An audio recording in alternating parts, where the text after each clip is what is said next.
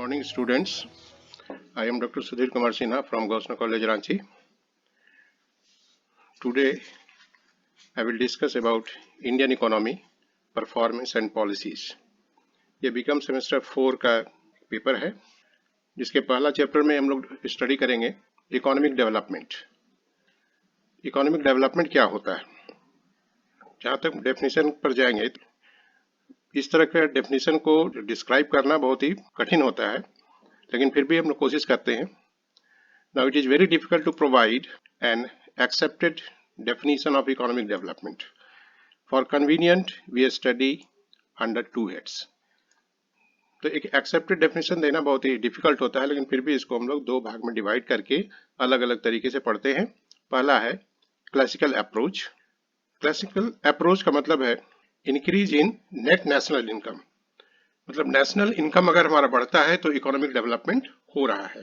ये कॉन्सेप्ट हम लोग मानते हैं कि नेशनल इनकम अगर बढ़ रहा है तो हमारा इकोनॉमिक डेवलपमेंट हो रहा है, या फिर increase in per capita income, अगर प्रति व्यक्ति आय हमारा बढ़ रहा है तो भी हम ये मानते हैं कि हमारा इकोनॉमिक डेवलपमेंट हो रहा है। ये दूसरा अप्रोच है जो मॉडर्न अप्रोच माना जाता है। इसके अनुसार इंक्रीज इन सोशल वेलफेयर। अगर हमारा नेशनल इनकम बढ़ रहा है और जिस रेट से हमारा नेशनल इनकम बढ़ रहा है उसी हिसाब से हमारा पॉपुलेशन भी बढ़ गया, तो पर कैपिटा इनकम तो नहीं बढ़ा, तो हमारा सोशल वेलफेयर नहीं हो पाता है। तो मॉडर्न अप्रोच हमारा ये देखता है कि नेशनल इनकम बढ़ता है या नहीं बढ़ता है, स्थिर भी रहता है, लेकिन सोशल वेलफेयर होना चाहिए। एक एक करके हम इसको स्टडी करेंगे। सबसे पहले है classical approach. According to Paul Alvord, the optimum use of all factors of productions. Factor of production के बारे में आप लोग जानते हैं, लैंड, लेबर, कैपिटल, एंटरप्रेन्योरशिप, ये सभी फैक्टर ऑफ प्रोडक्शन कहे जाते हैं। तो the optimum use of factors of production by a country to increase its net income is called economic development. जो हमारा फैक्टर्स ऑफ प्रोडक्शन है उसका एक ऑप्टिमम यूज, ऑप्टिमम मतलब होता है सही तरीके से यूज, यानी वेस्टेज नहीं होना चाहिए। सही तरीके से उसका अगर हम यूज करें, किसी भी कंट्री का जो भी हमारा फैक्टर्स ऑफ प्रोडक्शन है, to increase its net income, उस कंट्री का जो नेट इनकम है उसको बढ़ाने के लिए अगर हम लोग इस फैक्टर ऑफ प्रोडक्शन का ऑप्टिमम यूज करते हैं तो इसको हम लोग इकोनॉमिक डेवलपमेंट कहते हैं। तो इस डेफिनेशन से 3 पॉइंट निकल के आते हैं। पहला है economic development is a process. ये एक प्रोसेस है, एक तरीका है।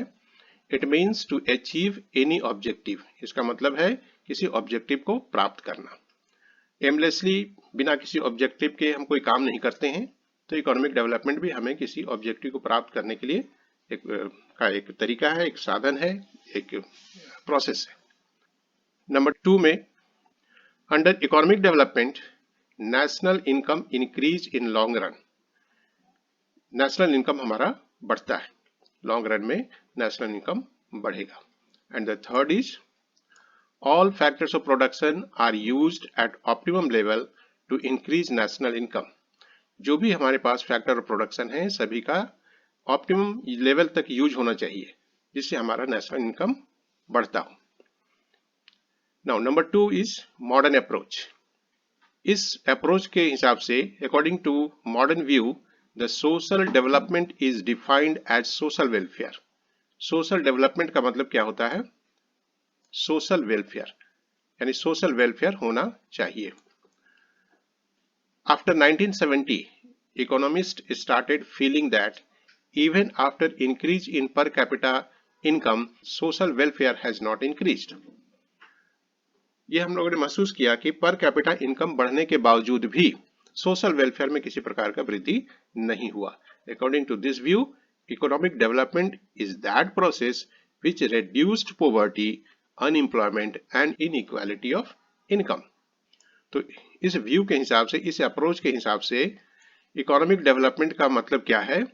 विच reduced poverty, जो गरीबी को कम करता हो, reduced unemployment, बेरोजगारी को कम करता हो, और reduced inequality in income, जो इनकम हमारा है नेशनल इनकम, उसका जो डिस्ट्रीब्यूशन है वो इक्वल डिस्ट्रीब्यूशन होना चाहिए। लेकिन कंट्री लाइक इंडिया यहाँ बहुत ही अनइक्वल डिस्ट्रीब्यूशन ऑफ वेल्थ है। तो मॉडर्न अप्रोच के हिसाब से जो वेल्थ डिस्ट्रीब्यूशन में जो किसी प्रकार का इनइक्वालिटी है वो नहीं होना चाहिए। Now another thing is economic growth and economic development. अब इकोनॉमिक ग्रोथ और इसी से मिलता जुलता दूसरा वर्ड है डेवलपमेंट। एज ए लेमैन हम लोग दोनों का मतलब एक ही लगाते हैं। Since long, the use of word economic development is done as synonyms for economic growth, economic progress, economic welfare.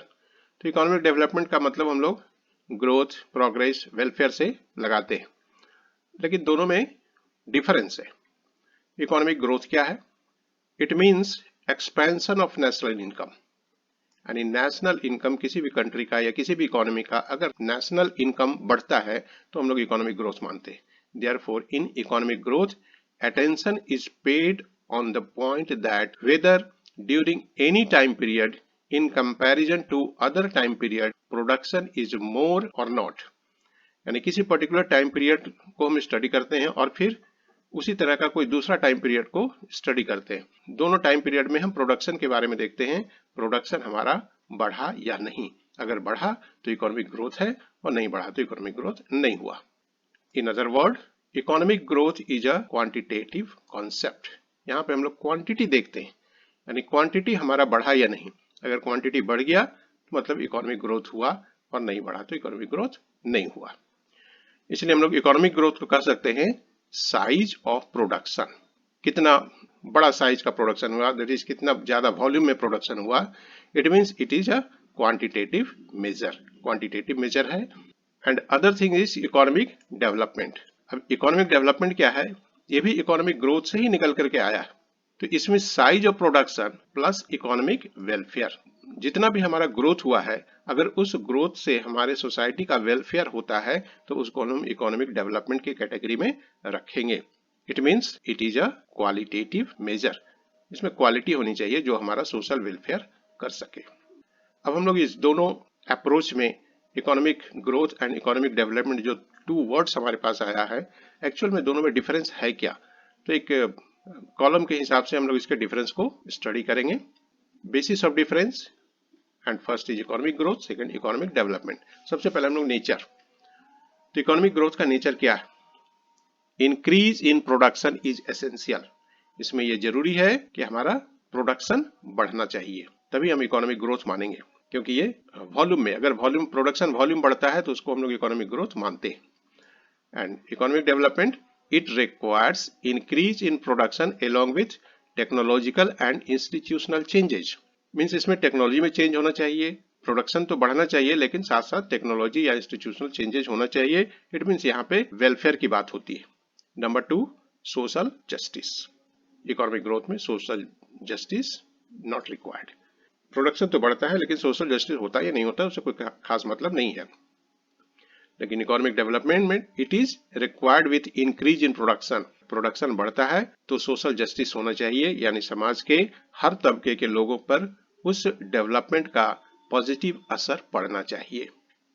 Number 3, pre determined object. पहले से कुछ निर्धारित ऑब्जेक्ट होने चाहिए, ऑब्जेक्टिव्स होने चाहिए, उद्देश्य होने चाहिए पहले से निर्धारित। यहाँ पे ग्रोथ में हमारा aims and objectives are not predetermined. यहाँ हम लोग से प्रोडक्शन बढ़ाते हैं, कोई किसी प्रकार का उद्देश्य निर्धारित नहीं होता है। लेकिन इकोनॉमिक डेवलपमेंट में पहले से उद्देश्य निर्धारित होते हैं, aims and objectives are predetermined. Now number 4, positive and negative, यानी प्रोडक्शन का बढ़ना या घटना। इट मे बी पॉजिटिव और निगेटिव प्रोडक्शन, यानी ग्रोथ में हमारा प्रोडक्शन, वॉल्यूम ऑफ प्रोडक्शन बढ़ भी सकता है, घट भी सकता है। And it is suppose to be positive, लेकिन इकोनॉमिक डेवलपमेंट हमेशा पॉजिटिव होना चाहिए, यानी जो सोसाइटी का वेलफेयर है वो वेलफेयर धीरे धीरे, वेलफेयर का लेवल हमारा बढ़ते ही जाना चाहिए, वेलफेयर कभी घटना नहीं चाहिए। That is why it is suppose to be positive. Now number 5, country. It is use generally in the context of developed countries.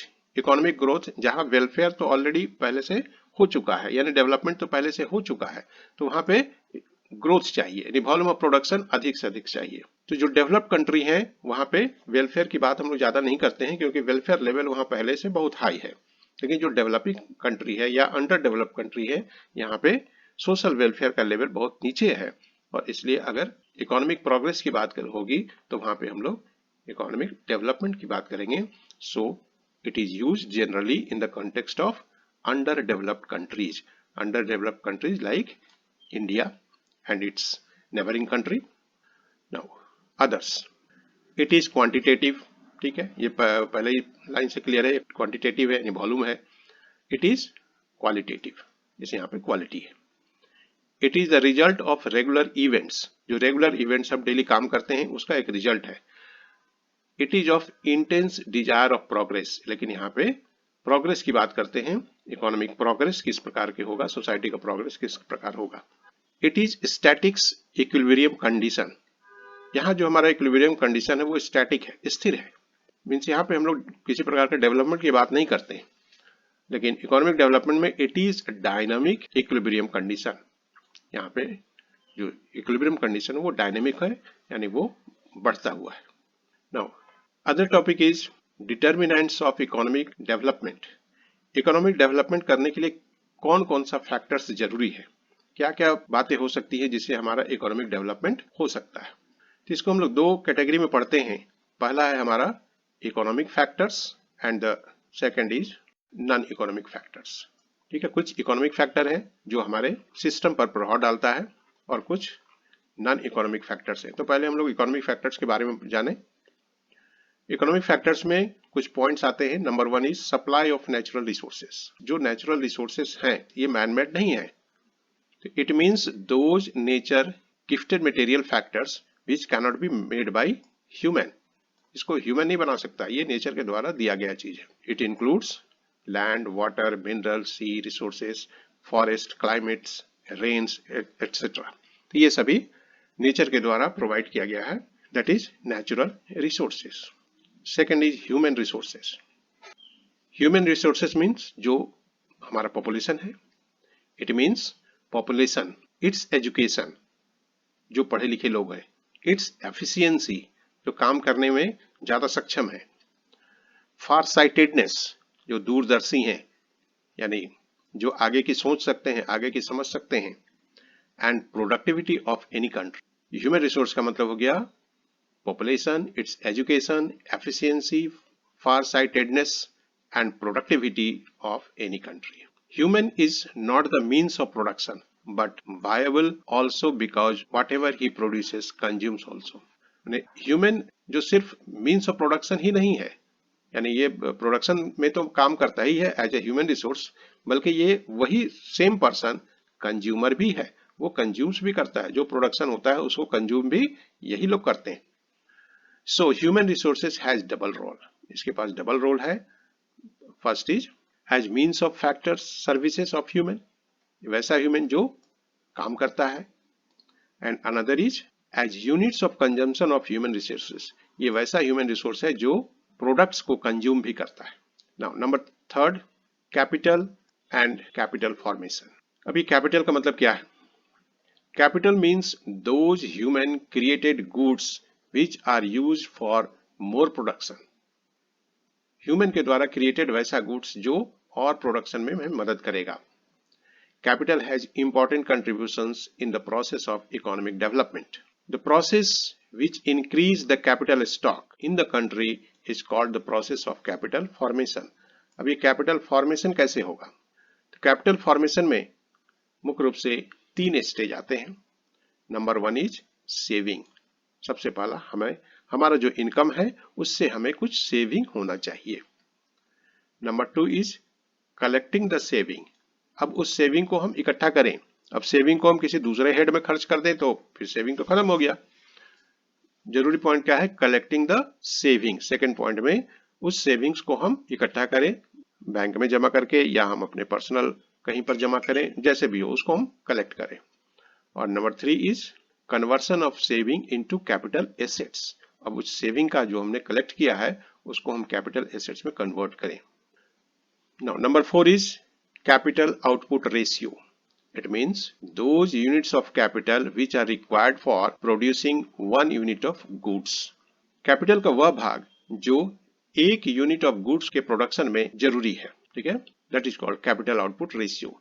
In the economy, the increase in national income depends on the ratio of capital formation or investment and capital output ratio. तो capital formation पर हमारा economic development या national income depend करता है। Capital formation हो और उसका investment हो, अगर इन्वेस्टमेंट होगा तो कैपिटल आउटपुट रेशियो बढ़ेगा। Number 5, foreign capital. Under developed countries need foreign capital also. जो अंडर डेवलप्ड कंट्री है उन्हें फॉरेन कैपिटल की आवश्यकता भी होती है, दैट इज फॉरेन मनी की आवश्यकता पड़ती है। In initial stage of economic development foreign capital is important for these reason. प्रारंभिक समय में इकोनॉमिक डेवलपमेंट का जो इनिशियल स्टेज होता है उसमें फॉरेन कैपिटल जरूरी है। Number 1, the saving capital of under developed country is very low. जो अंडर डेवलप्ड कंट्री है जैसे इंडिया है या इसके जो नेबरिंग कंट्री है, इसके पास जो सेविंग है वो बहुत ही लो है। What ever is saved is not available for productive work. इसकी बात ये भी है कि जो हम सेव करते हैं वो प्रोडक्टिव वर्क के लिए अवेलेबल नहीं भी हो पाता है। पर्सनल लेवल पर अगर हम कोई पैसा अपने घर में इकट्ठा करते हैं तो वो तो बैंक में नहीं पहुंचा, बैंक के द्वारा किसी दूसरे को लोन नहीं मिला, तो वो पैसा तो मेरे ही पास रह गया, वो प्रोडक्टिव वर्क में नहीं गया। As a result there is lack of capital in such countries due to which they have to depend on foreign capital। तो ऐसी स्थिति में इस तरह के कंट्री को फॉरेन कैपिटल पर डिपेंड करना होता है। Number 2 is in the initial stage of development such countries need more foreign exchange than they earn through export। Initial stage में इस तरह के कंट्री का एक्सपोर्ट लेवल बहुत ही कम रहता है, तो एक्सपोर्ट से वो ज्यादा फॉरेन कैपिटल अर्न नहीं कर पाते। And number 3, foreign capital brings technology also which under developed countries lack. Foreign capital के माध्यम से टेक्नोलॉजी भी हमारे पास आता है जो अंडर डेवलप्ड कंट्री के पास नहीं होता है। And number 6, techniques and innovation. It means maximising the various factors of productions, these are indicators of economic development. जो हमारे वेरियस फैक्टर्स ऑफ प्रोडक्शन है उसका मैक्सिमम यूज करना, अगर उसका हम मैक्सिमम यूज कर सकते हैं तो इसका मतलब है कि ये इकोनॉमिक डेवलपमेंट का एक इंडिकेटर है, ये सूचक है। Skill formation. In the modern age only large number of labours are not sufficient but it is also necessary that they are skilled. बहुत सारा लेबर हमारे पास काम करता है, उससे कोई बहुत ज्यादा मतलब नहीं निकलता है अनलेस कि वे सभी स्किल हो। अगर स्किल होंगे तो कम ही लेबर अधिक काम कर सकेंगे, जिससे हमारा कॉस्ट ऑफ प्रोडक्शन भी घटेगा और इसके साथ साथ हम क्वालिटी प्रोडक्ट भी दे पाएंगे। Every new machines and production process are being invented on its efficient working, the production capacity of worker depends. वो उस न्यू मशीन के ऊपर वो किस तरह से काम कर सकते हैं, तो ये वर्कर्स का जो एफिशिएंसी है वो उस पर डिपेंड करता है। Number 8, entrepreneurship. New inventions and technical knowledge are not important until they are given business form and it is done by entrepreneurship। हमें बहुत सारा बिजनेस का टेक्निक मालूम है, बहुत सारा नॉलेज है, लेकिन उसको हम बिजनेस फॉर्म में ला नहीं सक रहे, तो इससे एंटरप्रेन्योरशिप का कोई मतलब नहीं होता है। तो जो कुछ भी हमारे पास क्वालिटी है, एंटरप्रेन्योरशिप का क्वालिटी है, उसे हमें बिजनेस फॉर्म में लाना होगा। Number 9 is size of market. It means कि हमारे प्रोडक्ट का कितना बड़ा मार्केट है। Size of market decides the rate of economic development. अगर साइज बड़ा है इट मीन्स हमारा इकोनॉमिक डेवलपमेंट का रेट बड़ा है, ज्यादा है। The size of market is the basis of productive activities. जितना हमारा प्रोडक्टिव एक्टिविटीज बढ़ रहा है इट मीन्स हमारे प्रोडक्ट का डिमांड अधिक से अधिक हो रहा है और डिफरेंट मार्केट में उसका डिमांड हो रहा है, तो मार्केट का साइज बढ़ते जा रहा है। For large size of production the large size of market is required. अगर हमारा प्रोडक्शन का साइज बढ़ रहा है तो मार्केट भी चाहिए, अदरवाइज प्रोडक्शन करने का कोई खास मतलब नहीं होगा। तो इकोनॉमिक डेवलपमेंट हम मार्केट के साइज से भी देख सकते हैं। Now next is economic structure. Economic structure में कुछ बातें इंक्लूड होती हैं जो किसी भी इकोनॉमिक डेवलपमेंट के लिए बहुत जरूरी होती हैं। Number 1 is transport and communication. Transport facility कैसी है, कम्युनिकेशन सिस्टम कैसा है। Education, health and medical facilities. जिस लोकेलिटी में हमारा यूनिट है वहाँ पे एजुकेशन का सिस्टम क्या है, हेल्थ और मेडिकल फैसिलिटी क्या है। इंफॉर्मेशन टेक्नोलॉजी क्या है, किस तरह का है, बैंक एंड इंश्योरेंस सिस्टम कितना डेवलप है, इरिगेशन एंड पावर सिस्टम कैसा है, हाउसिंग एंड सिविल एमिनिटीज ये किस तरह का है। तो ये कुछ हमारे हो गए इकोनॉमिक फैक्टर्स। अब हम लोग नॉन इकोनॉमिक फैक्टर्स के बारे में जानेंगे। इसमें मुख्य रूप से आते हैं political factor. In the economic development of any country political stability is very important. Political stability मतलब वहां का गवर्नमेंट अगर बहुत ही फ्रीक्वेंटली चेंज होता रहे तो हर न्यू गवर्नमेंट का के पॉलिसी का इफेक्ट वहां के इकोनॉमिक डेवलपमेंट पर पड़ता है। नेक्स्ट जो गवर्नमेंट आएगा वो कुछ डिफरेंट पॉलिसी लेके आएगा, फिर उसके बाद दूसरा गवर्नमेंट आएगा वो कुछ अलग पॉलिसी लेके आएगा। तो इस तरह से एक पॉलिसी पूरा हुआ भी नहीं और दूसरा पॉलिसी इंप्लीमेंट हो गया। तो पॉलिटिकल फैक्टर बहुत ही एक डिसाइडिंग फैक्टर होता है। More the political stability more will be the confidence of the people on the government. जो बिजनेस पीपल है उसका गवर्नमेंट के ऊपर ज्यादा से ज्यादा भरोसा होता है, इसलिए पॉलिटिकल स्टेबिलिटी होनी बहुत जरूरी है। Another thing is social factors. Social factor means वहां की society. Economic development depends on the psychological and social environment of the country. The main part of development is included in the minds of human, especially in his habits and activities। हमारा habit क्या है, हमारी activities क्या है, इस पर economic development बहुत depend करता है। Religious factor. The religious believe and attitudes have direct impact on economic development. They create obstacles in the path of economic development. कुछ रिलीजियस होते हैं जो बहुत ही रिजिड होते हैं, तो इस तरह के रिलीजियस में ये इकोनॉमिक डेवलपमेंट में ऑब्स्टेकल क्रिएट करते हैं। They are responsible for low progress of under develop country. Under develop country यहाँ पे रिलीजियस फैक्टर बहुत ज्यादा अफेक्ट करता है और इसलिए यहाँ के प्रोग्रेस में बहुत ही डिफिकल्टी आती है। Another is cultural factors. In under develop countries people are generally fatalistic and invest more on unproductive work like marriage, rituals etcetera. India जैसे कंट्री में कुछ रिचुअल्स हैं जहां पे हमें बहुत सारे खर्च अपने कैपेसिटी से बढ़ के ज्यादा खर्च करने पड़ते हैं, तो इससे हमारा जो प्रोडक्टिव वर्क है वो कहीं ना कहीं अफेक्ट होता है। हमारा जो इन्वेस्टमेंट है वो अनप्रोडक्टिव वर्क में चला जाता है। Another is institutional factors. In under developed countries banks, stock exchange etcetera should be established. Institutions for training engineers, administrator, managers and technological experts should be established। तो कुछ इंस्टीट्यूशन ऐसे होने चाहिए जो हमारे यहाँ के इंजीनियर्स को या एडमिनिस्ट्रेटर को इसको ट्रेन करे। बैंक्स, स्टॉक एक्सचेंज ये सभी यहाँ पे भी एस्टेब्लिश होने चाहिए। And the last is international factor. Economic development depends on international relations and behaviour of neighbouring country. If relation with foreign country is good, then the possibility of export increases। जो हमारे neighbouring country हैं उसके साथ हमारा relation कैसा है, इस पर बहुत इकोनॉमिक डेवलपमेंट डिपेंड करता है। अगर हमारा रिलेशन हमारे नेबरिंग कंट्री से बहुत ही अच्छा है तो इसमें एक्सपोर्ट की ज्यादा से ज्यादा गुंजाइश होती है। एक्सपोर्ट करेंगे जिससे हमारा इनकम भी बढ़ता है और इकोनॉमिक डेवलपमेंट होगा, इससे हमें फॉरेन करेंसी भी प्राप्त होता है। That's all for today. In the next lecture, we will discuss some another points.